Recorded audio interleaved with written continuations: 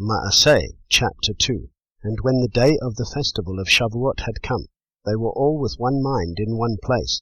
And suddenly there came a sound from the heaven, as of a rushing mighty wind, and it filled all the house where they were sitting.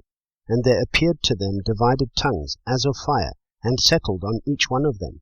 And they were all filled with the set-apart Spirit, and began to speak with other tongues, as the Spirit gave them to speak. Now in Jerusalem there were dwelling Yehudim, dedicated men from every nation under the heaven. And when this sound came to be, the crowd came together and were confused, because everyone heard them speak in his own language. And they were all amazed and marveled, saying to each other, Look, are not all these who speak Galileans? And how do we hear, each one in our own language in which we were born?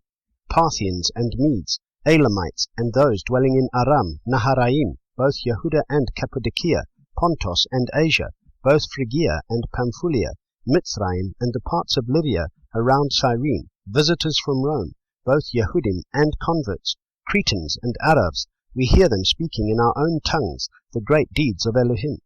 And they were all amazed and were puzzled, saying to each other, What does this mean? And others mocking said, They have been filled with sweet wine.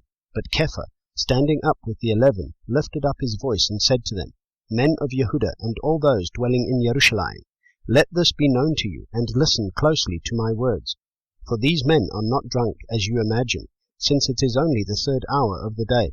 But this is what was spoken by the prophet Joel.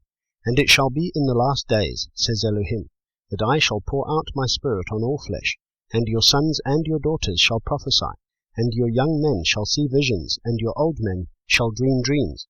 And also on my male servants and on my female servants I shall pour out my Spirit in those days, and they shall prophesy. And I shall show wonders in the heaven above and signs in the earth beneath, blood and fire and vapor of smoke.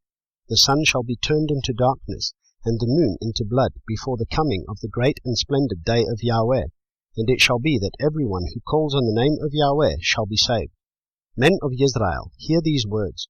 Yahushua of Nazareth, a man from Elohim, having been pointed out to you by mighty works and wonders and signs, which Elohim did through him in your midst, as you yourselves also know, this one, given up by the set-apart purpose and foreknowledge of Elohim, you have impaled and put to death through the hands of lawless men. Him Elohim raised up, having loosed the pangs of death, because it was impossible that he could be held in its grip. For David says concerning him, I saw Yahweh before me continually, because he is at my right hand, in order that I should not be shaken. For this reason my heart rejoiced, and my tongue was glad. And now my flesh shall also rest in expectation, because you shall not leave my being in Sheol, nor shall you give your kind one to see corruption. You have made known to me the ways of life. You shall fill me with joy in your presence.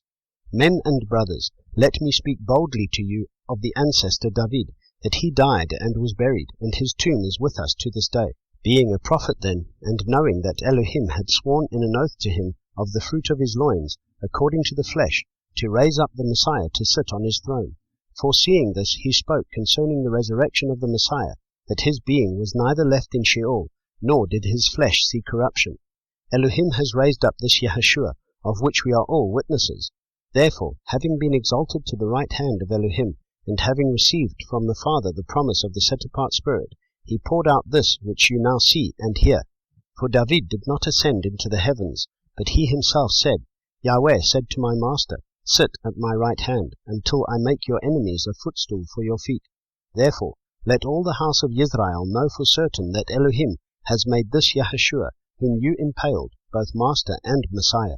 And having heard this, they were pierced to the heart, and said to Kepha and the rest of the emissaries, Men, brothers, what shall we do? And Kepha said to them, Repent, and let each one of you be immersed in the name of Yahushua Messiah, for the forgiveness of sins, and you shall receive the gift of the set-apart Spirit. For the promise is to you and to your children, and to all who are far off, as many as Yahweh our Elohim shall call.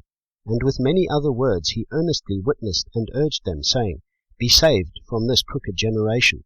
Then those, indeed, who gladly received his word were immersed, and on that day about 3,000 beings were added to them.